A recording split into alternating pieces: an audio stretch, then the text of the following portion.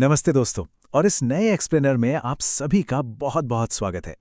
आज हम इतिहास के पन्नों से एक ऐसी कहानी निकाल कर लाए हैं जो आपको वाकई गहराई से सोचने पर मजबूर कर देगी।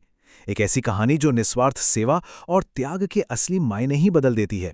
हम अक्सर सोचते हैं कि महान बनने के लिए बड़े बड़े काम करने पड़ते हैं, दुनिया को दिखाना पड़ता है, लेकिन कभी कभी सबसे महान काम बंद दरवाजों के पीछे बिल्कुल खामोशी के साथ किए जाते हैं।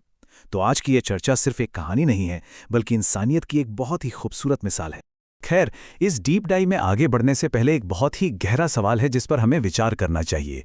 किसी इंसान के सच्चे ईमान की पहचान आखिर होती किन कामों से है? क्या आस्था या ईमान सिर्फ कुछ तय किए गए रीति रिवाजों को पूरा करने का नाम है, या फिर ये कुछ ऐसा है जो हमारे अंदर बहुत गहराई में बसा होता है? चलिए आज यही समझने की कोशिश करते हैं। तो चलिए शुरू करते हैं। खंड 1, मदद की पुकार, मस्जिद में अचानक आगमन। अब जरा इस सीन को इमेजिन कीजिए। पैगंबर हजरत मोहम्मद सल्लल्लाहु अपने साथियों यानी सहाबा के साथ बैठे हुए हैं। एक बहुत ही शांत और आध्यात्मिक माहौल है, और तभी अचानक एक शख्स वहां आता है। उसकी हालत देखकर ही लग रहा था कि वो सफर से पूरी तरह टूट चुका है।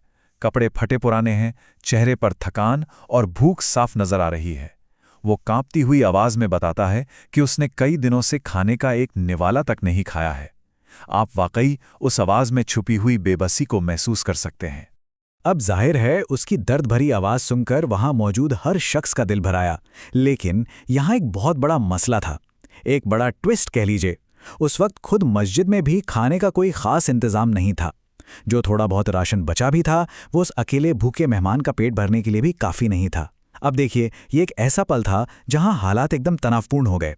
सब लोग वहां हैं, लेकिन सामूहिक रूप से भी इतने संसाधन नहीं हैं कि उस थके हारे इंसान की तुरंत मदद की जा सके।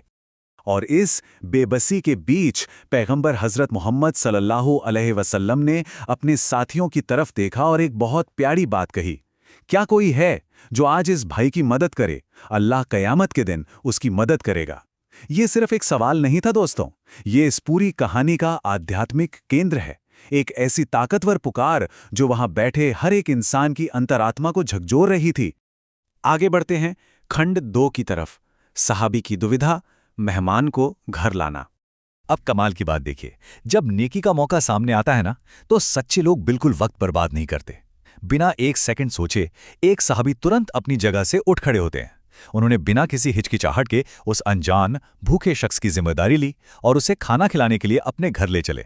उनका ये जल्दी से फैसला लेना दरअसल उनके खुद के जज्बे का एक बहुत बड़ा टेस्ट बनने वाला था। उन्हें खुद नहीं पता था कि घर में क्या स्थिति है, पर उनका इरादा एकदम पक्का था। पर असलियत तो असलियत है। जब वो मेहमान को लेकर घर पहुंचते हैं तो उनका सामना गरीबी के एक बहुत ही कड़वी सच्चाई से होता है। जब वे अपनी पत्नी से खाने के बारे में पूछते हैं तो जवाब क्या मिलता है? घर में तो नाम मात्र का ही खाना बचा है, और वो भी सिर्फ उनके छोटे भूखे बच्चों के लिए। किसी बड़े के लिए या किसी मेहमान के लिए एक निवाला भी एक्स्ट्रा नहीं है। अब आप खुद सोचिए, ये एक ऐसा मोड़ है जहां कोई भी आम इंसान हाथ खड़े कर दे। ये वाकई एक दिल तोड़ देने वाली दुविधा थी। आगे देखते हैं खंड 3, अंधेरे में भोजन, खामोश बलिदान। थोड़ा रुककर इस खामोश बलिदान के बारे में सोचते हैं। उन्होंने उस मेहमान को वापस नहीं भेजा, बल्कि एक ऐसी तरकीब निकाली जो आज भी इंसानियत की मिसाल है। उनका प्लान सुनकर वाकई आपके रोंगटे खड़े हो जाएंगे। उन्होंने तय किया कि मेहमान को आज हर हाल में खाना खिलाया जाएगा। इसके लिए उन्होंने सबसे पहले अपने भूखे बच्चों को किसी तरह बहला फुसलाकर सुला दिया।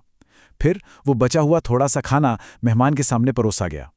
लेकिन सबसे हैरान करने वाली बात यह थी कि खाना शुरू होते ही उन्होंने घर का चिराग जानबूझकर बुझा दिया। ऐसा क्यों? ताकि वे अंधेरे में मेहमान के साथ बैठकर सिर्फ खाने का नाटक कर सकें। वे चाहते थे कि मेहमान बिना किसी झिझक या गिल्ट के पेट भरकर खा ले, उसे बिल्कुल पता ना चले कि वो उनके बच्चों का निवाला छीन रहा है। सोचिए उस कमरे का माहौल। वो थका हुआ मेहमान उस घुप अंधेरे में आराम से अपना पेट भर रहा है। वो इस बात से बिल्कुल अनजान है कि जिन लोगों ने उसे आसरा दिया है वे ठीक उसके बगल में बैठे हैं और खुद पूरी तरह से भूखे हैं।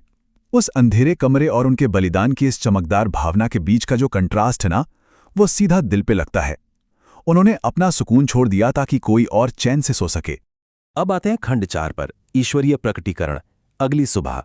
रात बीत जाती है। वो खामोश कुर्बानी जो किसी ने नहीं देखी थी, जब अगली सुबह मस्जिद में पहुंचती है तो क्या होता है? पैगंबर हजरत मोहम्मद साहब उन्हें देखकर मुस्कुराते हैं और कहते हैं, अल्लाह ने रात तुम्हारे सब्र और मेहमान नवाजी को बहुत पसंद किया है। ये शब्द पिछले दिन की उस पुकार का एक सीधा जवाब थे। इन शब्दों ने यह साबित कर दिया कि दुनिया की नजरों में वो त्याग भले ही छुपा हुआ था, लेकिन ऊपर वाले की नजर से कुछ नहीं छुपता। उनकी वो सीक्रेट कुर्बानी मंसूर हो चुकी थी।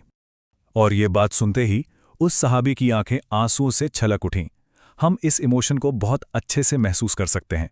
यह एहसास होना कि खुद की तकलीफ झेलकर किसी और का दर्द दूर करना, किसी भूखे को अपना निवाला दे देना, ईश्वर की नज़र में कितनी बड़ी बात है, यह उन्हें अंदर तक भावुक कर देता है।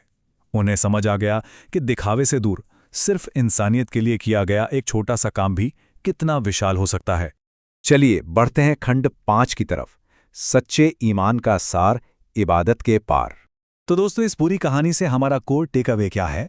ये कहानी भक्ति और इबादत को लेकर हमारे नज़रिए को पूरी तरह बदल देती है। एक तरफ होती है हमारी पारंपरिक इबादत, जैसे नमाज पढ़ना और रोज़ा रखना, ये स्पिरिचुअल लेवल पर बिल्कुल ज़रूरी हैं। पर दूसरी तरफ हैं करुणा और इंसानियत के काम, जैसे भूखों को खाना खिलाना, मेहमानों की इज्जत करना और दूसरों के दर्द को अपने आराम से ऊपर रखना। इन दोनों बातों को अगर आमने सामने रखें तो एक बात शीशे की तरह साफ हो जाती है। सच्चा ईमान सिर्फ तभी पूरा होता है जब आप आध्यात्मिक इबादत के साथ साथ मानवीय करुणा को भी अपने जीवन में उतारें। और यही डेफिनेशन है सच्चे ईमान की। यह एक परफेक्ट बैलेंस है, ईश्वर के प्रति भक्ति और इंसानियत के प्रति गहरी हमदर्दी का बैलेंस, जहां एक इंसान सिर्फ प्रार्थना नहीं करता बल्कि एक्टिवली ज़रूरतमंदों का सहारा बनता है। असली लेसन ये है कि ईश्वरीय प्रेम इस बात से गहराई से जुड़ा है कि हम समाज के सबसे कमज़ोर और लाचार लोगों के साथ कैसा सलूक करते हैं। तो इस एक्सप्लेनर को ख़त्म करने से पहले मैं आपको एक बात सोचने को कहूँगा। आज की इस तेज़ तर्रार और आराम तलब दुनिया में, जहां हर कोई अपनी सुख सुविधा के पीछे भाग रहा है, हम इस खामोश बलिदान की भावना को अपने आसपास के लोगों के लिए कैसे अपना सकते हैं? चलिए हम सब इस कहानी से प्रेरित हों और अपने आसपास ऐसे छोटे छोटे मौके तलाशें जहां हम चुपचाप किसी ज़रूरतमंद की मदद कर सकें। इस एक्सप्लेनर में हमारे साथ जुड़ने के लिए आप सभी का बहुत बहुत शुक्रिया। सोचिए, समझिए और ऐसे ही करुणा फैलाते रहिए।